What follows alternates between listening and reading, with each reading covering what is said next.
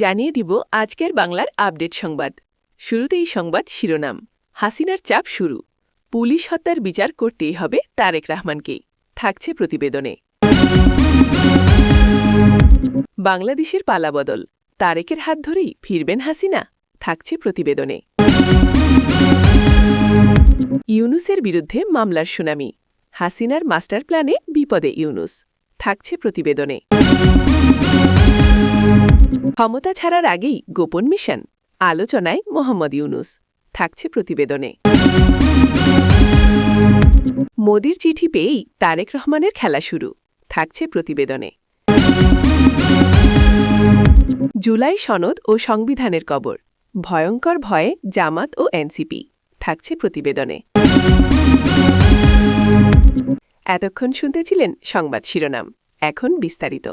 হাসিনার চাপ শুরু। পুলিশ হত্যার বিচার করতেই হবে তারেক রহমানকে। প্রধানমন্ত্রী পদে আসীন হতে না হতেই মারাত্মক চাপে পড়ে গিয়েছে তারেক রহমান এবং সরকার। চাপ ঘরে এবং বাইরে। ঘরে যেসব চাপের সম্মুখীন তাকে হতে হচ্ছে তার মধ্যে রয়েছে পুলিশ হত্যার তদন্ত। পুলিশ হত্যার তদন্ত হবে, বিএনপি সরকারের তরফ থেকে সেটা স্পষ্ট করে জানিয়ে দেওয়া হয়েছে। অন্তর্বর্তী সরকারের আমলে পুলিশ হত্যার তদন্তের দাবি উঠেছিল, একবার নয় একাধিকবার, যদিও পূর্বতন তদারকি সরকার প্রধান এই বিষয়ে নিশ্চুপ ছিল। তবে নতুন সরকার আসার পর এই ব্যাপারে সবুজ সংকেত মিলেছে। স্বাস্থ্যমন্ত্রক এবং পুলিশের বিভিন্ন সূত্র বলছে, নতুন সরকার দায়িত্ব নেওয়ার পর পুলিশের বিভিন্ন দফতর, পুলিশ কর্মীদের ওপর হামলা, তাদের হত্যা নিয়ে ফের আলোচনা শুরু হয়। ১.৫ বছরেও তদন্ত না হওয়ায় বিস্ময় প্রকাশ করেন শীর্ষ মহলের কেউ কেউ। পুলিশের কোনো কর্মকর্তা এই বিষয়ে কথা বলার চেষ্টা করলেও সরকারের সাহায্য পাওয়া যায়নি বলে অভিযোগ। তবে স্থানীয় সরকার, পল্লী উন্নয়ন ও সমবায় মন্ত্রণালয়ের মন্ত্রী মির্জা ফখরুল ইসলাম আলমগীর গত ২৭ ফেব্রুয়ারি শুক্রবার দুপুরে ঠাকুরগাঁও শহরের হাজিপাড়া হাফেজিয়া মাদ্রাসার নতুন ভবনের উদ্বোধন শেষে সংবাদ মাধ্যমের প্রতিনিধিদের সঙ্গে কথা বলার সময় সরকারের সিদ্ধান্তের বিষয়টি স্পষ্ট করেন। মির্জা ফখরুল বলেন, জুলাই অভ্যুত্থানে পুলিশ হত্যার তদন্তের বিষয় স্বাস্থ্যমন্ত্রী যেটা বলেছেন সেটাই হবে, দ্রুত তদন্ত হবে।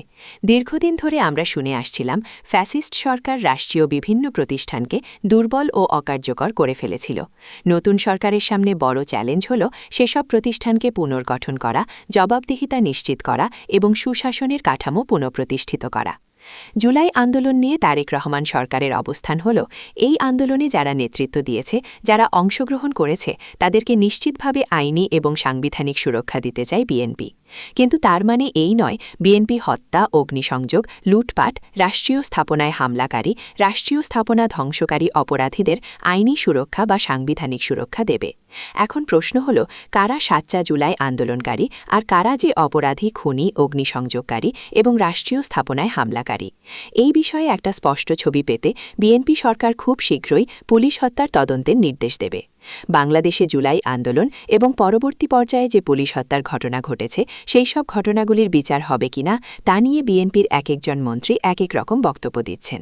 তার কারণ, বিএনপি সরকার খুব ভালো করেই জানে পুলিশ হত্যার বিচার নিয়ে তাদের দ্বিধাগ্রস্ত হওয়ার কোনো সুযোগ নেই। এই প্রসঙ্গে মির্জা ফখরুল বলেন, দীর্ঘদিন ধরে আমরা শুনে আসছিলাম ফ্যাসিস্ট সরকার রাষ্ট্রীয় বিভিন্ন প্রতিষ্ঠানকে দুর্বল ও অকার্যকর করে ফেলেছিল। নতুন সরকারের সামনে বড় চ্যালেঞ্জ হল সেসব প্রতিষ্ঠানকে পুনর্গঠন করা, জবাবদিহিতা নিশ্চিত করা এবং সুশাসনের কাঠামো পুনঃপ্রতিষ্ঠা করা। এই সময় ভোটারদের প্রতি কৃতজ্ঞতা জানিয়ে মির্জা ফখরুল বলেন, আমি সবথেকে বেশি ঋণী ঠাকুরগাঁও ১ আসনের মানুষের কাছে। তারা তাদের মূল্যবান ভোট দিয়ে আমাকে সহযোগিতা করেছেন। তাদের এই আস্থা ও ভালোবাসার প্রতিদান দিতে আমি দায়িত্বশীলভাবে কাজ করতে চাই। এদিকে আবার স্বাস্থ্যমন্ত্রী সালাউদ্দিন আহমেদ জানিয়েছেন, জুলাই গণ অভ্যুত্থান নিয়ে পুলিশ সদস্যদের নিহত হওয়ার ঘটনা তদন্তে তিনি এখনও পর্যন্ত কোনো বক্তব্য দেননি। সংবাদ মাধ্যমের এক প্রতিনিধি বলেন, স্বাস্থ্যমন্ত্রীর বক্তব্য উদ্ধৃত করে বিএনপির মহাসচিব ও স্থানীয় সরকার মন্ত্রী মির্জা ফখরুল ইসলাম আলমগীর বলেছেন, জুলাইয়ে নিহত পুলিশ সদস্যদের বিষয়ে স্বাস্থ্যমন্ত্রী যেটা বলেছেন সেই অনুযায়ী। জবাবে সালাউদ্দিন আহমেদ বলেন, স্বাস্থ্যমন্ত্রী এ ব্যাপারে কিছু বলেছে? মহাসচিব কেন এ ব্যাখ্যা দিলেন আমি জানি না। আমি এ বিষয়ে কোনো বক্তব্য দেইনি। আমাদের মহাসচিব কি বলেছেন আমি জানি না। এ বিষয়ে কোনো বক্তব্য দেইনি। বাংলাদেশের পালাবদল, তারেকের হাত ধরেই ফিরবেন হাসিনা। বাংলাদেশ আস্থা রাখল ধানের শীষে। ১৭ বছর পর প্রত্যাবর্তন করে পরিবর্তন আনলেন তারেক রহমান। ৩৫ বছর পর পুরুষ প্রধানমন্ত্রী পেল বাংলাদেশ। ২০ বছর পর বিএনপির প্রত্যাবর্তন ঘটল। জয়লাভ করেই দেশের স্বার্থ নিয়ে কথা তারেক রহমানের। পাশাপাশি আইনশৃঙ্খলা নিয়েও তার স্পষ্ট বক্তব্য। কিন্তু শেখ হাসিনার বিষয়ে কি ভাবছেন নবনিযুক্ত প্রধানমন্ত্রী? তবে কি দেশের পালাবদলের সঙ্গে সঙ্গে তারেকের হাত ধরেই ফিরবেন শেখ হাসিনা? ২০২৪ সালের ৫ই আগস্ট শেখ হাসিনা জমানার পতন ঘটে। বৈষম্য বিরোধী ছাত্র আন্দোলনের জেরে দেশ ছেড়ে পালাতে বাধ্য হন শেখ হাসিনা। এরপর ভারতে আশ্রয় নেন বাংলাদেশের প্রাক্তন প্রধানমন্ত্রী। এরপর ৮ই আগস্ট মোহাম্মদ ইউনুস অন্তর্বর্তীকালীন সরকারের প্রধান উপদেষ্টা হিসাবে শপথ নেন। এরপরই বাংলাদেশে শুরু হয় নৈরাজ্য। খুন, ধর্ষণ, রাহাজানি, অগ্নিসংযোগের ঘটনা অহরহ ঘটতে থাকে। ১৬ মাস পর নির্বাচন হল। জয়লাভ করল বিএনপি। একক সংখ্যাগরিষ্ঠতা নিয়ে ২০৯টি আসনে জয়লাভ করল তারেক জিয়ার দল। জয়লাভ করার পরেই তারেক রহমানের মুখে ঐক্যের বার্তা, সঙ্গে বাংলাদেশবাসীকে ধন্যবাদ জানান। তিনি যেমন শান্তির বার্তা দিলেন, পাশাপাশি আইনশৃঙ্খলা পরিস্থিতি ঠিক করা মূল কাজ হবে বলে জানান তারেক। তিনি বলেন, এই বিজয় গণতন্ত্রের। অনেকেই আশা করছেন বিএনপি ক্ষমতায় এসেই দেশে ভেঙে পড়া আইনশৃঙ্খলা রক্ষা করবে। তবে প্রশ্ন একটাই, শেখ হাসিনাকে কি ফেরত চাইবে বিএনপি? অন্তর্বর্তীকালীন সরকার একাধিকবার ভারতের কাছে শেখ হাসিনাকে ফেরত চেয়েছে। ভারত প্রথম থেকে উত্তর না দিলেও কূটনৈতিক ভাষায় তার উত্তর দেয়। বুঝিয়ে দেয় এই অন্তর্বর্তীকালীন সরকার অর্থাৎ অস্থায়ী সরকারের হাতে ভারত কখনোই শেখ হাসিনাকে তুলে দেবে না। কিন্তু বিএনপি তো নির্বাচিত সরকার। এরপর ভারতের কাছে তারেক রহমান শেখ হাসিনাকে ফেরত চাইলে কি উত্তর দেবে নয়াদিল্লি? শেখ হাসিনাকে নিয়ে প্রত্যক্ষণের প্রশ্ন করলে সাংবাদিকদের উত্তরে তারেক রহমান নিজেদের অবস্থান স্পষ্ট করেন। তিনি বলেন, এটা নির্ভর করছে আইনি প্রক্রিয়ার ওপর। অনেকেই বলছেন শেখ হাসিনাকে ফেরত চাইলেও তার বিচার প্রক্রিয়া নিয়ে পুনঃবিবেচনা করতে পারে বিএনপি। তবে এখন বাংলাদেশে প্রত্যাবর্তনের হাওয়া, উৎসবের মেজাজ। তারেক রহমানের হাতে বাংলাদেশ কতটা সুরক্ষিত থাকবে তা তো সময় বলবে। ইউনুসের বিরুদ্ধে মামলার শুনানি। হাসিনার মাস্টার প্ল্যানে বিপদে ইউনুস। তিনিও তার দিকে আসার চেষ্টা করেছিলেন, প্রস্তাবও দিয়েছিলেন। অজস্র জন্ম না হলেও গত ১৮ মাসে একাধিকবার তিনি দেশে ফেরার কথা বলেছিলেন। তবে ৫ পয়সার মোমবাতির মতো তিনি তার জীবনকে ক্ষয় হতে দেবেন না, এটা তিনি বুঝিয়ে দিয়েছেন। তিনি ঘুরে দাঁড়াতে মরিয়া। দেয়ালে কারো পিঠ ঠেকে গেলে তখন যে প্রত্যাঘাত আসে, সেই প্রত্যাঘাতের অভিঘাত অত্যন্ত গভীর। সেটা বিদায়ী সরকার প্রধান পদে পদে টের পাচ্ছেন। এবার দিল্লি থেকে দিলেন রণহুঙ্কার। মোহাম্মদ ইউনুসের বিরুদ্ধে দেশের সমস্ত আদালতে মামলা রুজু করতে আওয়ামী লীগের নেতাকর্মী সমর্থকদের নির্দেশ দিয়েছেন শেখ হাসিনা। বলেছেন, অন্তর্বর্তী সরকারের সময়ে যে যেখানে আক্রান্ত হয়েছেন তারা সাবেক প্রধান উপদেষ্টার নাম জড়িয়ে মামলা করুন। হাসিনার বক্তব্য, এই সমস্ত আইনি নথি আগামী দিনে কাজে লাগবে। কিছুদিন আগে আওয়ামী লীগ সুপ্রিমো দিল্লিতে দলের ওয়ার্কিং কমিটির বৈঠক করেন। বৈঠক হয়েছে ভার্চুয়াল। কলকাতা, বিদেশে যেসব নেতা রয়েছে, দেশে যেসব নেতা আত্মগোপন করে রয়েছেন, তারা সকলে ওই বৈঠকে ভার্চুয়াল উপস্থিত ছিলেন। দলনেত্রীকে তারা বাংলাদেশের সর্বশেষ পরিস্থিতির বিষয়ে অবগত করেন। সবকিছু শুনে হাসিনা তাদের কিছু নির্দেশ দিয়েছেন। দলের যেসব নেতা বিদেশে রয়েছে তাদের অবিলম্বে দেশে ফিরতে বলেছেন। শুধু ফিরলেই হবে না, তাদের মাঠে নামতে হবে। আওয়ামী লীগ সুপ্রিমোর হুকুম তেমনই। দলের ওয়ার্কিং কমিটির বৈঠক ছাড়াও শনিবার দলের ফেসবুক পেজের নিয়মিত অনুষ্ঠান দায় মুক্তিতে যুক্ত হয়ে দলের আক্রান্ত নেতাকর্মী ও তাদের পরিবার পরিজনের সঙ্গে আলোচনার সময় হাসিনা সাবেক প্রধান উপদেষ্টার বিরুদ্ধে মামলা করার বিষয়টি খোলসা করেন। তিনি একাধিকবার বলেন, সবাই ইউনুসের বিরুদ্ধে মামলা করুন। এই সব মামলার নথি আগামী দিনে কাজে আসবে। শুধু ইউনুস নয়, হাসিনা নিশানা করেন প্রধানমন্ত্রী তারেক রহমানকেও। বঙ্গবন্ধু কন্যা বলেন, অন্তর্বর্তী সরকার বিদায় নিয়েছে, বিএনপি ক্ষমতায় আসীন হয়েছে, তারেক রহমান প্রধানমন্ত্রী হয়েছেন, কিন্তু হত্যাযজ্ঞ বন্ধ হয়নি। আওয়ামী লীগের নেতাকর্মীদের ওপর লাগাতার আক্রমণ হচ্ছে। নতুন প্রধানমন্ত্রীর উদ্দেশ্যে হাসিনার হুঁশিয়ারি, আমরা প্রতিটি ঘটনার বিচার করব, কেউ রেহাই পাবে না। আওয়ামী লীগ নেত্রী বলেন, অন্তর্বর্তী সরকার ছিল অবৈধ, আর বর্তমান সরকার ভোট চুরি করে ক্ষমতায় এসেছে।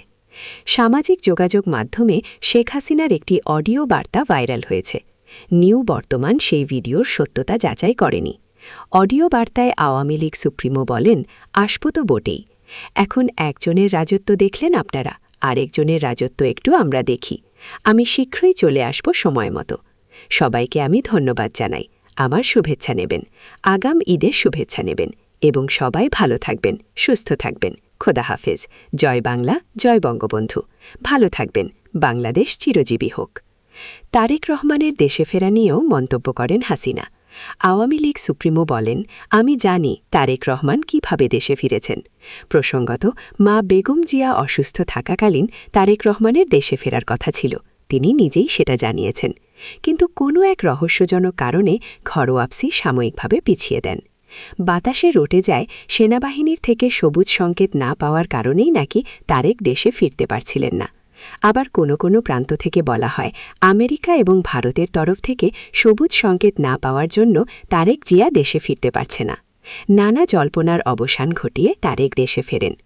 বাংলাদেশে হয়ে গিয়েছে নির্বাচন, বিএনপি সরকার গঠন করেছে, তারেক রহমান প্রধানমন্ত্রী হয়েছেন। এবার প্রশ্ন, হাসিনা কবে দেশে ফিরবেন? এই অবস্থায় সোশ্যাল মিডিয়ায় ভাইরাল হল হাসিনার অডিও বার্তা।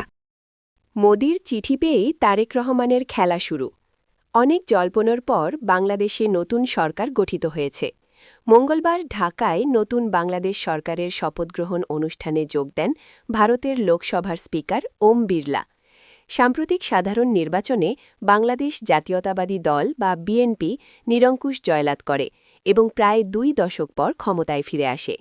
সাবেক প্রধানমন্ত্রী খালেদা জিয়ার পুত্র তারেক রহমান বাংলাদেশের প্রধানমন্ত্রী হিসেবে শপথ গ্রহণ করেন। ঢাকার জাতীয় সংসদ ভবনের দক্ষিণ প্লাজায় এই অনুষ্ঠান অনুষ্ঠিত হয়। শপথ গ্রহণের পরপরই ভারতের লোকসভার স্পিকার ওম বিড়লা বাংলাদেশের নতুন প্রধানমন্ত্রী তারেক রহমানের সাথে সৌজন্য সাক্ষাৎ করেন। সাক্ষাৎকালীন সময়ে বিড়লা বাংলাদেশের প্রধানমন্ত্রী তারেক রহমানকে তার দায়িত্ব গ্রহণের জন্য উষ্ণ অভিনন্দন জানান এবং ভারত সরকারের শুভকামনা জানান। তিনি তারেক রহমানকে ভারতের প্রধানমন্ত্রী নরেন্দ্র মোদীর অভিনন্দনপত্রও উপহার দেন। এই চিঠিটি দুই দেশের মধ্যে দৃঢ় সম্পর্ক এবং সহযোগিতার চেতনাকে তুলে ধরে। চিঠিতে তারেক রহমানকে জয়ের অভিনন্দনের পাশাপাশি সপরিবারে ভারতে আসার আমন্ত্রণ জানিয়েছেন ভারতের প্রধানমন্ত্রী মোদী। সাক্ষাৎকালে ওম বিড়লা তারেক রহমানকে ভারত সফরের জন্য আনুষ্ঠানিক আমন্ত্রণও জানিয়েছেন। তিনি আশা প্রকাশ করেছেন যে এই সফর দুই দেশের মধ্যে দ্বিপাক্ষিক সম্পর্ক আরও জোরদার করবে। সোশ্যাল মিডিয়া প্ল্যাটফর্মে তথ্য ভাগ করে নিয়ে বিড়লা লিখেছেন যে তিনি নতুন বাংলাদেশ সরকারের শপথ গ্রহণ অনুষ্ঠানে যোগ দিতে পেরে আনন্দিত। তিনি স্পষ্ট করে বলেছেন যে ভারত ও বাংলাদেশের জনগণের কল্যাণের জন্য ঘনিষ্ঠ সহযোগিতা বৃদ্ধির প্রয়োজনীয়তার উপর জোর দিয়েছেন। তারা সহযোগিতার একটি জনকেন্দ্রিক এজেন্ডা নিয়ে কাজ করার প্রতিশ্রুতিবদ্ধ, যার মধ্যে বাণিজ্য, নিরাপত্তা, সাংস্কৃতিক বিনিময় এবং আঞ্চলিক স্থিতিশীলতার মতো বিষয় অন্তর্ভুক্ত থাকতে পারে। বাংলাদেশে রাজনৈতিক পরিবর্তন হয়েছে, এমন সময়ে এই বৈঠকটি অনুষ্ঠিত হয়। বাংলাদেশের হাইকমিশনার রিয়াজ হামিদুল্লাহ বৈঠক সম্পর্কে মন্তব্য করেছেন। তিনি বলেছেন যে উভয় পক্ষ জনগণের কল্যাণের জন্য একসাথে কাজ করার আশা প্রকাশ করেছে। এই ঘটনা ভারত বাংলাদেশ সম্পর্কের ক্ষেত্রে একটি নতুন সূচনা চিহ্নিত করে। অভিন্ন ইতিহাস, সংস্কৃতি এবং ভৌগোলিক নৈকট্যের কারণে দুই দেশের আগে থেকেই মজবুত সম্পর্ক রয়েছে। নতুন সরকার সীমান্ত ব্যবস্থাপনা, জল সম্পদ, বাণিজ্য বাড়াম্ভস্য এবং সন্ত্রাসবাদ দমন প্রচেষ্টা সহ সহযোগিতার নতুন সুযোগ তৈরি করবে বলে আশা করা হচ্ছে। সাক্ষাৎ শেষে ওম বিড়লা জানান, দুই প্রতিবেশী দেশের দীর্ঘস্থায়ী অংশীদারত্ব আরও গভীর করার বিষয়ে ভারতের প্রতিশ্রুতি পুনর্ব্যক্ত করা হয়েছে। ভারতের বিদেশ সচিব বিক্রম মিশ্রিও এই সফরে উপস্থিত ছিলেন। বাংলাদেশের হাইকমিশনার রিয়াজ হামিদুল্লাহ বিমানবন্দরে তাদের স্বাগত জানানোর পাশাপাশি গুরুত্বপূর্ণ দ্বিপাক্ষিক আলোচনার বিষয়টি নিশ্চিত করেন।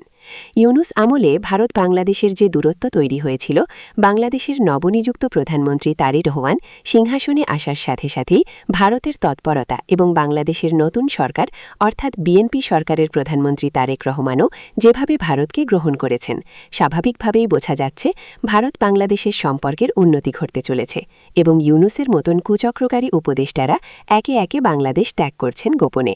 এখন দেখার বিষয় ভবিষ্যৎ কোন দিকে নিয়ে যায়। ক্ষমতা ছাড়ার আগেই গোপন মিশন আলোচনায় মোহাম্মদ ইউনুস। ক্ষমতা হস্তান্তরের ঠিক একদিন আগে রাষ্ট্রীয় অতিথি ভবন যমুনা থেকে একজন বিশ্বস্ত অফিসার গেলেন বিজি প্রেসে। একটি বিশেষ আদেশ হাতে হাতে প্রিন্ট করে একটিমাত্র কপি নিয়ে আসেন। কী ছিল সেই অতি গোপনীয় গেজেটে, আর কেনই বা এটা নিয়ে এত রাগঢাক? বাংলাদেশের অন্তর্বর্তী সরকারের প্রধান উপদেষ্টা নোবেলজয়ী অর্থনীতিবিদ ড মোহাম্মদ ইউনুস দায়িত্ব ছাড়ার ঠিক আগে নিজেকে ১ বছরের জন্য ঘোষণা করলেন অতি গুরুত্বপূর্ণ ব্যক্তি ভিভিআইপি। ওই গ্যাজেটে বলা হয়েছে, বিশেষ নিরাপত্তা বাহিনী আইন ২০২১-এর ধারা ২ ক অনুযায়ী এই মর্যাদা দেওয়া হয়েছে। এর ফলে তিনি ১ বছরের জন্য স্পেশাল সিকিউরিটি ফোর্স এসএসএফের নিরাপত্তা পাবেন। গেজেটটি জারি করেন তৎকালীন প্রধান উপদেষ্টার কার্যালয়ের সচিব মো সাইফুল্লাহ পান্না। বর্তমানে তিনি জনপ্রশাসন মন্ত্রণালয়ে রয়েছেন। এ বিষয়ে জানতে বিভিন্ন সংবাদ মাধ্যমের দফতর থেকে ফোন করা হয়েছিল, তিনি ফোন ধরেননি। ওই আইনের ২ ক ধারায় বিদেশি রাষ্ট্রপ্রধান বা সরকার প্রধানের পাশাপাশি সরকারি গেজেটে প্রজ্ঞাপনের মাধ্যমে সরকার ঘোষিত কোনো ব্যক্তিকে অত্যন্ত গুরুত্বপূর্ণ ব্যক্তি হিসেবে অন্তর্ভুক্ত করার বিধান রয়েছে। আইন অনুযায়ী বিদায়ী সরকার প্রধানদের স্বয়ংক্রিয়ভাবে এসএসএফের নিরাপত্তা দেওয়া হয় না। প্রজ্ঞাপন জারি হলেই তবে তা কার্যকর হয়। এই বিষয়ে বাংলাদেশ গভর্নমেন্ট প্রেসের উপপরিচালক মোহাম্মদ আবু ইউসুফকে সংবাদ মাধ্যমের তরফে প্রশ্ন করা হলে তিনি বলেন, ১০ ফেব্রুয়ারি জারি হওয়া গেজেটটি গভর্নমেন্ট প্রেসে মুদ্রিত হয়েছে ইউনুসের দফতর থেকে পাঠানো নথির ভিত্তিতে। তিনি বলেন, ওটি মাননীয় প্রধান উপদেষ্টার কার্যালয় থেকে এসেছিল, তাদের রিকোয়ারমেন্ট অনুযায়ী ওয়েবসাইটে দেওয়া হয়নি। প্রশ্ন করা হয়, গেজেট ওয়েবসাইটে প্রকাশ না হলে তা কার্যকারিতা নিয়ে প্রশ্ন ওঠে কিনা জানতে চাওয়া হলে তিনি বলেন, কোন গেজেট ওয়েবসাইটে প্রকাশ করা হবে আর কোনটি হবে না সেই সিদ্ধান্ত সংশ্লিষ্ট দফতরের। অধ্যাপক ইউনুসের প্রধান উপদেষ্টা থাকাকালীন প্রেস সচিব শফিকুল আলম তার ভেরিফাইড ফেসবুক পাতায় লিখেছেন, এসএসএফ সুরক্ষা নিশ্চিত করার ক্ষেত্রে প্রধান উপদেষ্টা কোনো আইন লঙ্ঘন করেননি। প্রশ্ন উঠছে, আইনগতভাবে ইউনুস কি এটা করতে পারেন? সংবিধান কি গেজেট জারি করার অধিকার দিয়েছে? গেজেট জারি করতে কি রাষ্ট্রপতির অনুমতির প্রয়োজন হয় না? রাষ্ট্রপতি শাহাবুদ্দিন চুপ্পু কি জানতে নেই গোপন পরিকল্পনার কথা? ড ইউনুসের নিরাপত্তা এতটা ঝুঁকিপূর্ণ হয়ে গেল কেন? ক্ষমতা গ্রহণের আগে তাকে দেখা গিয়েছে নিজের হাতে নিজের গাড়ির দরজা লাগাতে। তা দেখে অনেকে বাহবা দিয়েছিলেন। ক্ষমতা ছাড়ার পরে তার এসএসএফের প্রোটোকলের প্রয়োজন হয়ে পড়ল কেন? এটা কি ক্ষমতার সূক্ষ্ম অপব্যবহার? ১০ ফেব্রুয়ারি ২০২৬ ক্ষমতা হস্তান্তরের প্রাক্কালে জারি করা হয় গেজেট। আইনি ভিত্তি হিসেবে ব্যবহার করা হয় বিশেষ নিরাপত্তা বাহিনী আইন ২০২১। এই আইনের আওতায় ভিভিআইপি স্ট্যাটাস পেলে তিনি পাবেন ২৪ ঘণ্টা বিশেষ নিরাপত্তা এসএসএফ প্রোটোকল, বিমানবন্দরে ভিভিআইপি লাউঞ্জ সুবিধা এবং রাষ্ট্রীয় পর্যায়ের আনুষ্ঠানিক প্রোটোকল। প্রশ্ন হল, অন্তর্বর্তী সরকারের প্রধান উপদেষ্টা যিনি নির্বাচিত নয় বরং অস্থায়ী প্রশাসক প্রধান, তার জন্য ১ বছরের ভিভিআইপি মর্যাদার কি স্বাভাবিক? গেজেটে বলা হয়েছে এটা রাষ্ট্রপতির আদেশক্রমে জারি হয়েছে। ধরে নেওয়া যেতে পারে রাষ্ট্রপতি চুপ্পু এটা জানতেন, তার অনুমোদনের পরেই এটি জারি করা হয়েছে। কিন্তু তাই যদি হয়ে থাকে তাহলে এটা নিয়ে এত তাড়াহুড়ো কেন? এত গোপনভাবে করা হলো কেন? আরও বড় প্রশ্ন, যখন একজন ক্ষমতাধারী ব্যক্তি নিজের ক্ষমতা ব্যবহার করে নিজের জন্য নিশ্চিত করেন, তখন সেটিকে কনফ্লিক্ট অফ ইন্টারেস্ট বলা যাবে কিনা? বাংলাদেশের সংবিধানে অন্তর্বর্তী সরকারের কোনো ব্যবস্থাই নেই। ইউনুস সরকার গঠিত হয়েছে বিশেষ পরিস্থিতিতে, সুপ্রিম কোর্টের মতামতের ভিত্তিতে। ঐতিহাসিকভাবে তত্ত্বাবধায়ক সরকারের যে ধারণা, অর্থাৎ সংবিধানের সংশোধনী অনুসারে সেই সরকারের কাজ নির্বাচন আয়োজন। নীতিগত সিদ্ধান্ত নেওয়ার ক্ষমতা ইউনুস সরকারকে দেওয়া হয়নি। পূর্বতন সরকার বেশ কিছু নীতিগত সিদ্ধান্ত নিয়েছেন, যা জন্ম দিয়েছে বিতর্কের। সেই বিতর্কের তালিকায় যুক্ত হল আরও একটি।